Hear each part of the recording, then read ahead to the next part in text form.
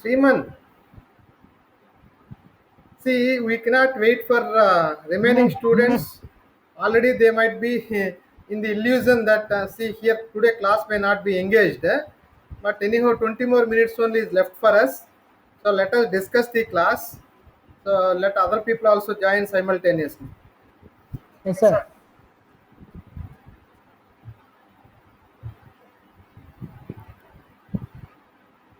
And this is the extension of the convection topic which we have already discussed.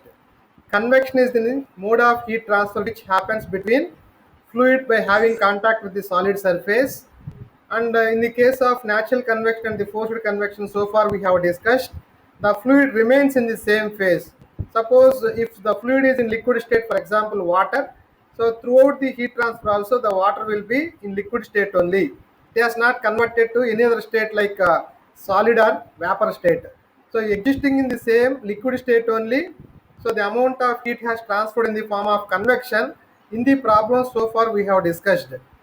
So that is the forced convection or the natural convection problems where the medium was considered to be existed in the single phase, and in the case of forced convection under some velocity field only the momentum was established. Under the natural convection, due to temperature difference, the density difference is also created between the fluid layers, so that buoyancy forces are created. The buoyancy forces are responsible for getting the natural momentum for the fluid particles.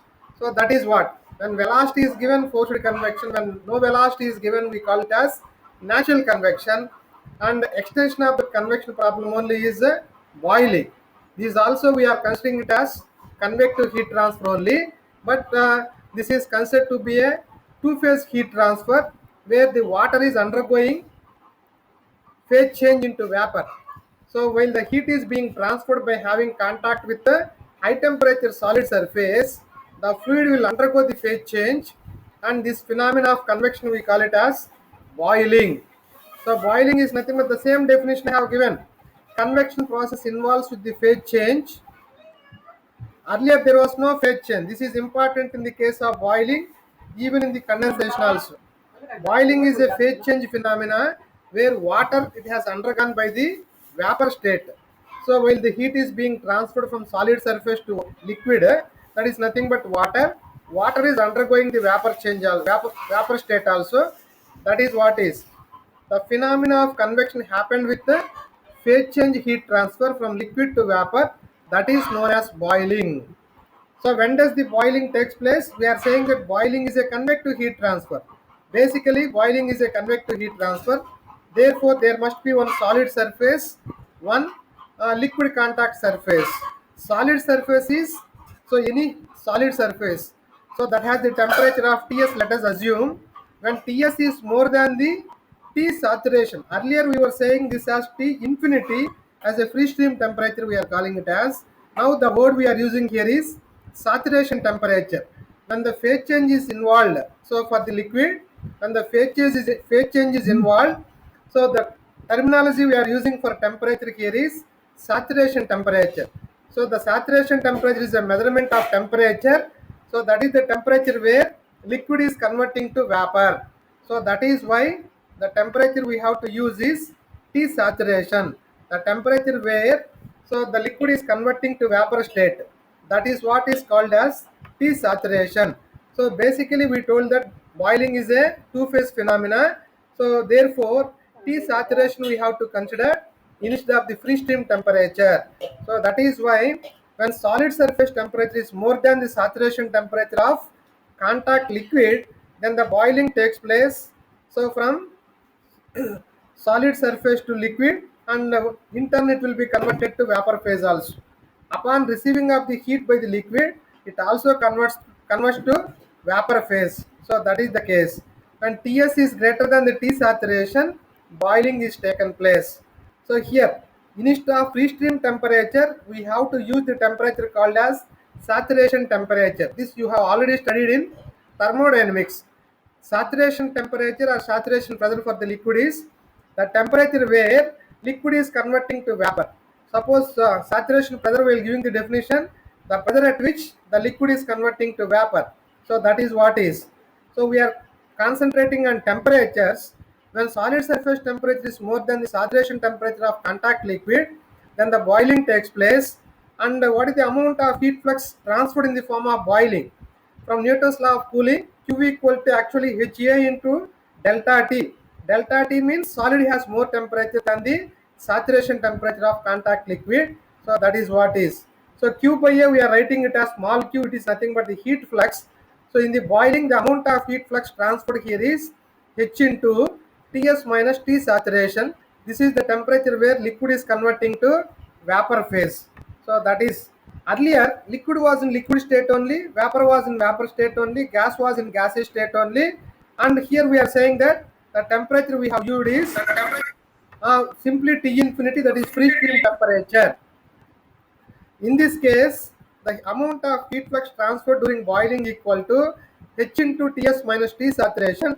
The difference between temperatures we call it as excess temperature also. So having this excess temperature between solid surface and the fluid which is in contact with that, then boiling commences. So that is what is known as excess temperature, we are saying it as. That is the temperature gap between the solid surface and the saturation temperature of the contact liquid.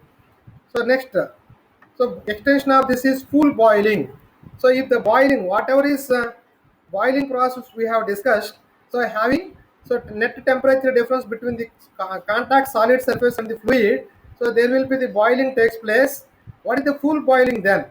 So if the boiling is taken place with the immersion of the solid surface into liquid, into, so if the boiling is taken place with the immersion of solid surface into liquid, so if the solid surface is immersed into liquid and if the heat has transferred from solid surface to surrounding liquid, so that kind of boiling phenomena we call it as full boiling.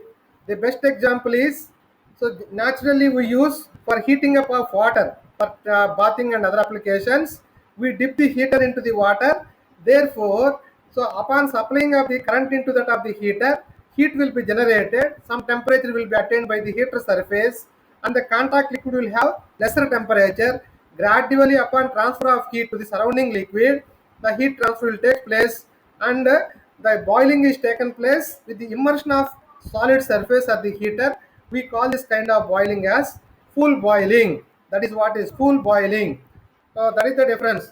The heat transfer, the heat is transferred to a liquid from a submerged surface or the immersed surface.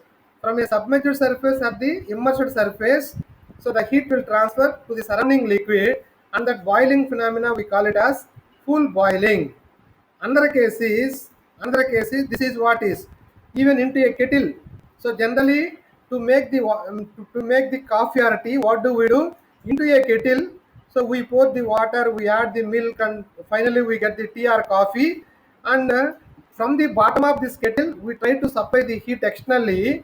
The heat will transfer via this of the solid bottom surface. Then it will be transferred so into this of the liquid by having contact. So that means the liquid receives the heat via this of the bottom contact surface or the heated surface. We say that the top surface of the kettle is the top surface of the bottom of the kettle is immersed or exposed to this of the water or the tea side or coffee side. This is how the heat has transferred into the water side or the coffee side or tea side. This kind of phenomena of the boiling we call it as full boiling. The top side surface of the bottom of the kettle is immersed into the water and the heat transfer has taken place. This kind of boiling we call it as full boiling. Another kind of boiling is also there. Flow boiling or forced convection boiling. Suppose through any of the duct or the pipe. So when the fluid is flowing and simultaneously the tube acts at the heating surface. So when do you expect the heating to be taken place to this tube? When current flow is also taken, when the current flow is also allowed to be taken place through this of the tube, then so some amount of current flow is given means heat will be generated. Heat will be generated, that's value equal to Q from that of the tube. So therefore, whichever fluid is flowing internally, that receives the heat from the tube surface and the boiling takes place. That means it will undergo from liquid to vapor state, and this kind of boiling we call it as flow boiling or forced convection boiling. In the earlier case, full boiling, water won't move at all. So into a static liquid by immersing the solid surface and the heat has transferred from solid to surrounding liquid, we call that boiling as full boiling. Whereas in the case of flow boiling or forced convection boiling, so the tube through which the fluid is flowing, tube itself is acting as a heating surface and the liquid will get heated up. This kind of boiling we call it as flow boiling or forced convection boiling. So either in the case of flow boiling or forced convection boiling or in the case of pool boiling, so you also will come across few more definitions of boiling, that is what is subcooled boiling, saturated boiling, superheated boiling. Superheated boiling, subcooled boiling means suppose into a open kettle when water is taken, when you start heating the water, so above the top surface, if you don't place the plate, if you don't place the plate or anything else, you see here this kettle is kept open over the stove or the burner. So and what is the pressure that is acting on this of the on this of the kettle is, so this is atmospheric pressure is acting. So open air is acting on the kettle surface. Therefore, P atmospheric pressure is acting. P atmospheric pressure is acting over the kettle free surface. So when atmospheric pressure is acting over the liquid surface, the bottom liquid to convert into vapor phase, minimum 100 degrees centigrade is required for bottom side water. So to convert bottom side liquid into vapor, minimum 100 degrees centigrade is required to convert the liquid into vapor phase while the atmospheric pressure is acting on the free surface of the liquid. So, suppose on the free surface, if the pressure acting is 2 atmospheric pressure, if the pressure acting is 2 atmospheric pressure, then so the boiling liquid, the boiling of the bottom liquid to convert into vapor phase, so then so how much of temperature is required to convert here is 121 degrees centigrade. Suppose if the pressure acting on the liquid surface is more, that is 2 atmospheric pressure, then the temperature of the liquid that is required to convert into vapor in the bottom liquids, that is equal to 121 degrees. Suppose if the pressure acting on the liquid surface is 5 atmospheric pressure or 5 bar pressures, then at 153 degrees centigrade, the bottom liquid will start converting to vapor phase. Only when 1 atmospheric pressure is acting, the bottom side liquid to convert into vapor, minimum 100 degrees centigrade is required. Suppose over the liquid surface, when 2 atmospheric pressure is acting, only at 121 degrees centigrade only, this liquid will start converting to vapor. Suppose if the pressure acting on the liquid surface is, so 5 bar pressure or 5 atmospheric pressure, only at 153 degrees centigrade only, this liquid will start converting to vapor phase. So this is the principle of the pressure cooker also. By keeping the pressure tight sealing on the top side of the cooker, so no vapor will be allowed to escape from the cooker and more pressure will be. So whatever vapor has formed from the bottom of the liquid when converted to vapor, all vapor will be again acting in the downward direction, increasing the pressure of the vapor. When pressure increases, the bottom liquid still to be converted to vapor phase, more temperature is required. So therefore, so when the temperature of this liquid is more, into that liquid, whatever the commodities we keep there, immediately will be cooked up. So this is the principle of the pressure cooker.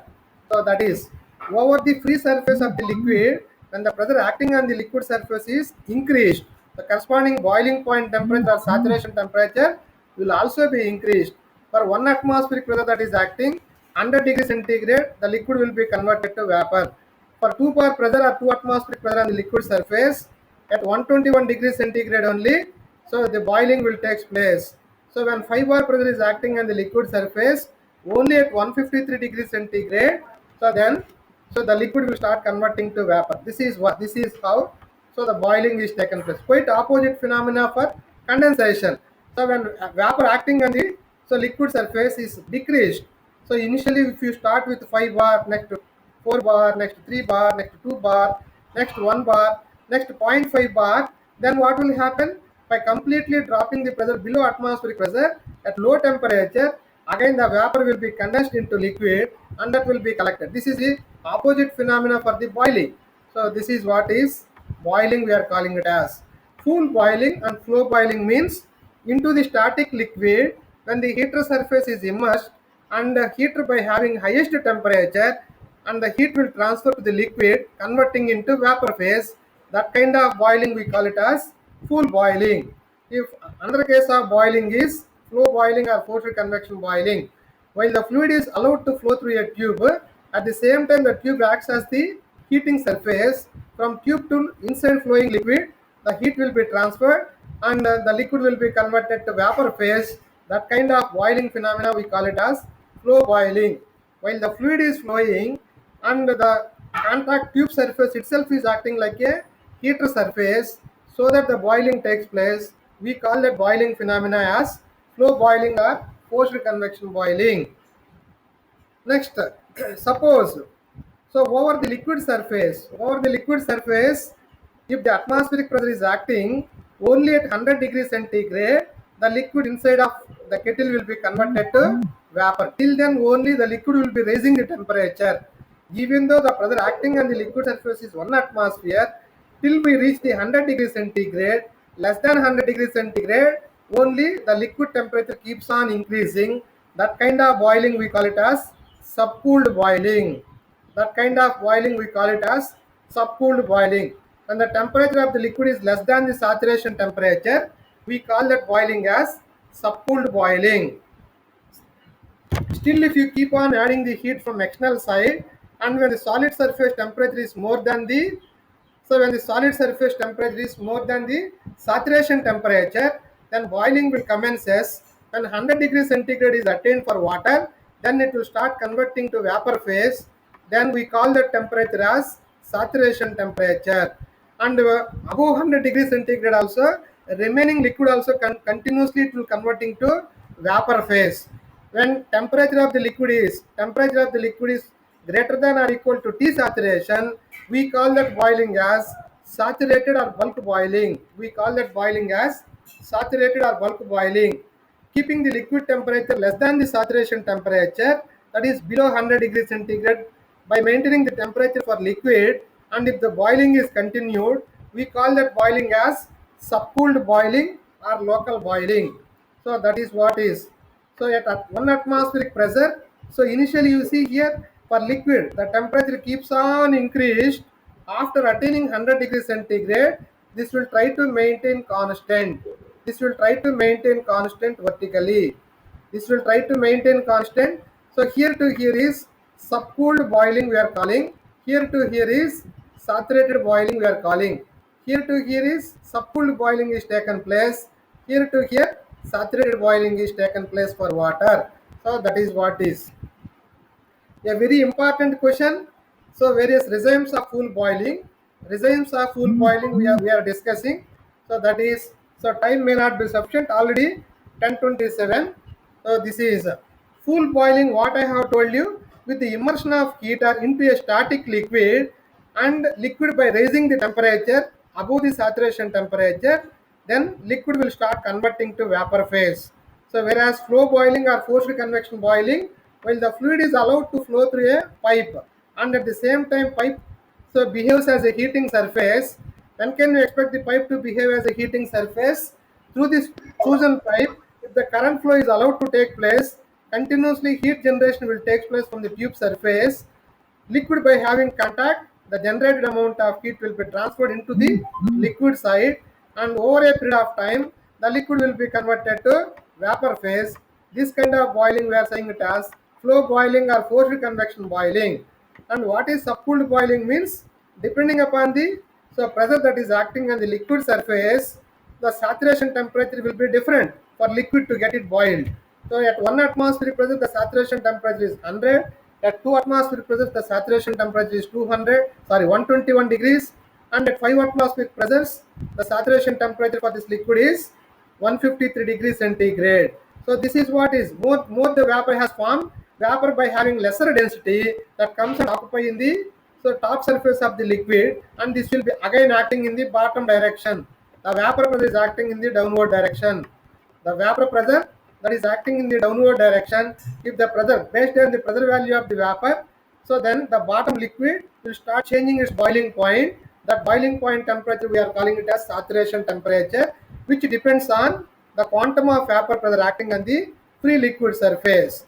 So if 1 atmospheric pressure is acting at this level at 100 degrees centigrade, the bottom liquid will start converting to vapor. So if the pressure is increased beyond 1 atmospheric pressure and comes to 2 atmospheric pressure, The bottom liquid to get convert to vapor, 121 degrees centigrade is required. 121 degrees centigrade is required when this vapor pressure is 2 atmospheres. When this vapor pressure is 2 atmospheres. When this vapor pressure is 5 atmospheres, then this value must be changed to 153 degrees centigrade. 153 degrees centigrade. This is what is 153 degrees centigrade, and vapor pressure acting is more and more, that is 5 bar pressure. So when 10 bar pressure is there, 180 degrees centigrade, so that is required to convert the bottom liquid into vapor. So this is the principle of pressure cooker, and various regimes of full boiling. Suppose into a bucket of water, into a bucket of water, into a bucket of water,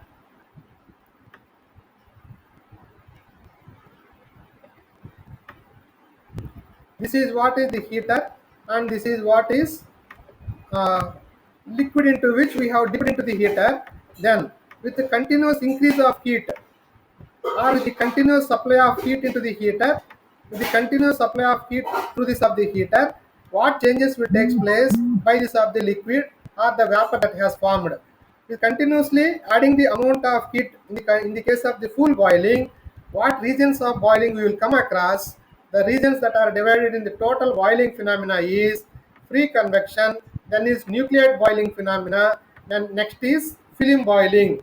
So what are these regimes of full boiling? So what are the characteristics of this boiling nature? That and all in detail we will discuss in tomorrow's class.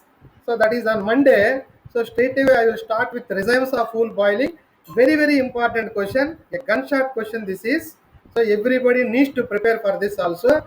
Regimes of full boiling or various regions of full boiling, you must know about this.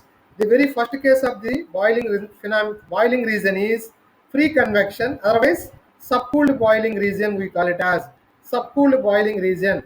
So this region is, we are entering into saturated region, and in this region bubbles will form and they start rising. Bubbles will have lesser density, they start rising to the free surface and covering like a layers of vapor, and more of the layers are formed and covering the top surface, means more vapor pressure will be acting, and still more number of vapor bubbles are formed.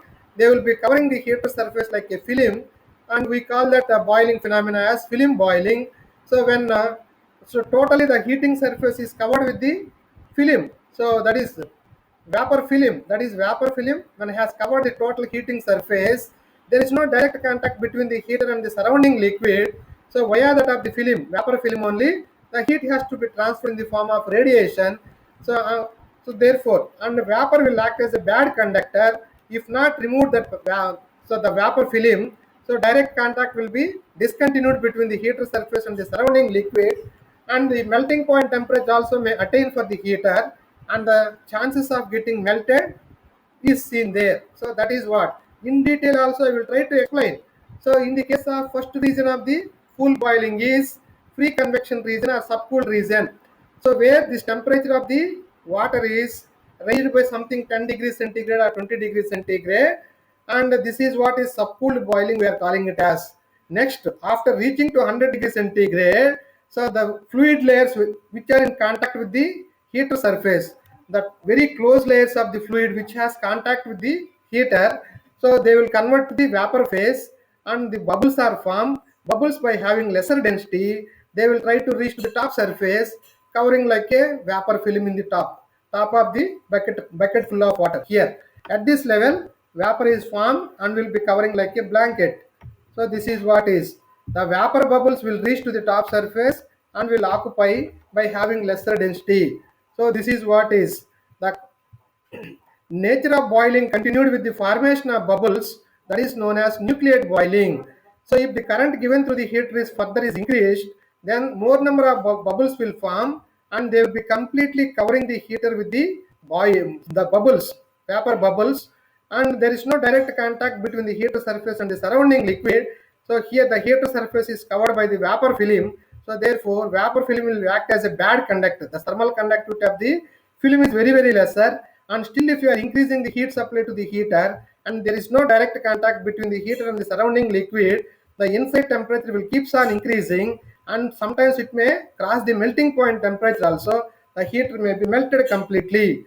So via this of the vapor film, So in the form of radiation, when heat has started to the surrounding liquid, so in the form of radiation from the heater surface via this of the film, so the heat transfer will take place to the further, so far away particles, fluid particles. This is how the far away fluid particles are getting heated up.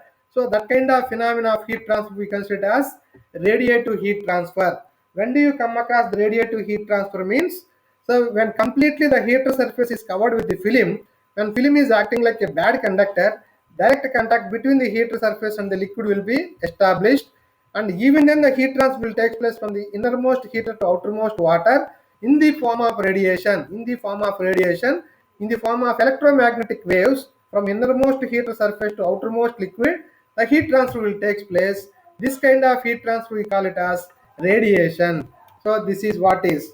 So once the initial level, the bubbles were started to form, the number of bubbles are smaller, few in number, they will condense in the liquid. More quantity of liquid will be there, and a lesser quantity of bubbles will be there. Therefore, the bubbles will condense into liquid initially. When number of vapor bubbles formed are almost same as that of the number of liquid particles. So they try to rise to the free surface of the water and will cover like a layers of vapor on the free surface.